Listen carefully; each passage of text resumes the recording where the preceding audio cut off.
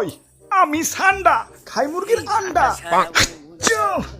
ইচ্ছি রে লাগছে বহুত ঠান্ডা সৌদি আরবে কফিলের যন্ত্রণায় 1971 সালে আমার দাদা পরদাদারা সৌদি ছেড়ে বাংলাদেশ এসে বসবাস শুরু করছিল। থ্যাংক ইউ দাদু। দাদা যদি সৌদি না থাকতো এতদিনে কফিলের ছেলেবেলের পেটে চলে যাইতাম।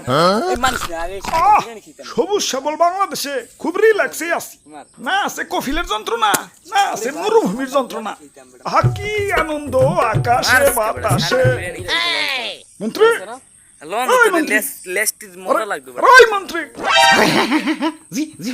সারাদিন টিকটক দেখলই রাত সবার কাম করবো কেঠা তোমার জেঠা। নেট দুনিয়া তো পুরাই ঠান্ডা, আপনি তো পুরাই ভাইরাল হয়ে গেছেন। নেটে ঢুকলেই খালি আপনার ছবি।